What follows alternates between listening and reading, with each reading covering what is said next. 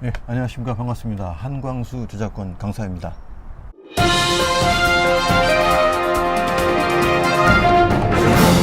유튜브의 가짜뉴스가 굉장히 심각한 사회 문제가 되고 있습니다.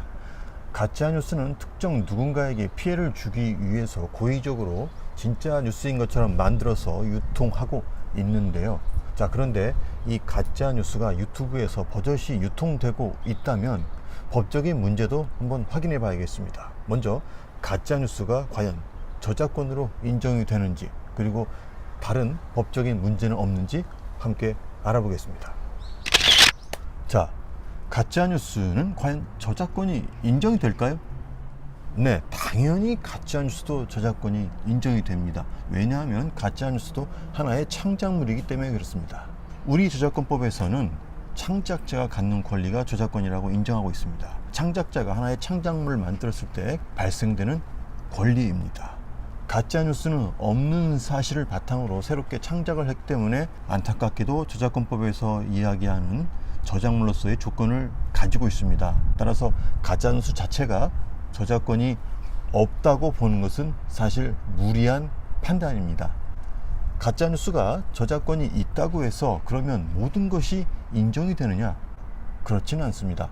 가짜뉴스의 저작권과 상관없이 그 가짜뉴스가 전하고자 하는, 그리고 가짜뉴스가 목적하는 바가 특정 누군가에게 고의적인 피해를 주기 위해서 유포하는 것이기 때문에 그 자체로 다른 문제가 생길 수밖에 없습니다. 자, 그렇다면 가짜뉴스는 왜 유튜브에서 버젓이 유통이 될까요? 왜 유튜브에서는 이 가짜뉴스에 대한 제재를 하지 않을까요?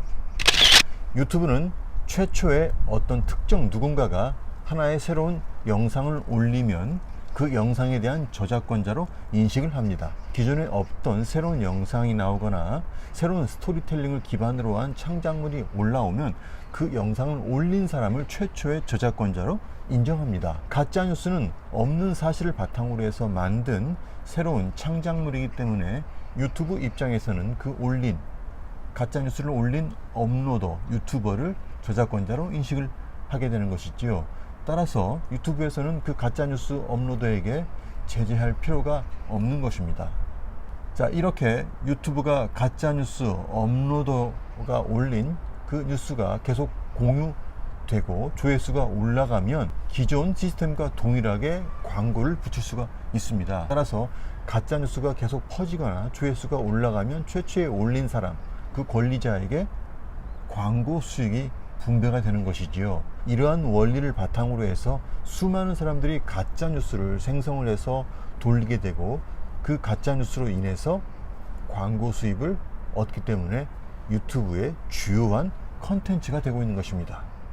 따라서 유튜브에서는 갈수록 가짜뉴스가 증가할 수밖에 없는 구조가 되고 있습니다.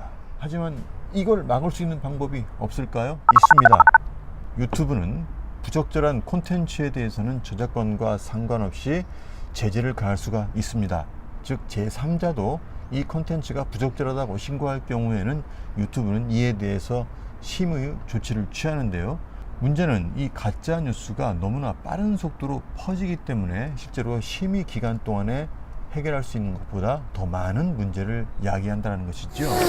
결론은 이렇습니다. 가짜뉴스가 비록 유튜브에서 저작권으로서 인정이 되고 저작물로서 제재를 받지 않지만 허위 사실을 전함으로써 특정 누군가에게 피해를 주고 사회적 문제를 일으킨다면 결국은 제재를 받을 수밖에 없다.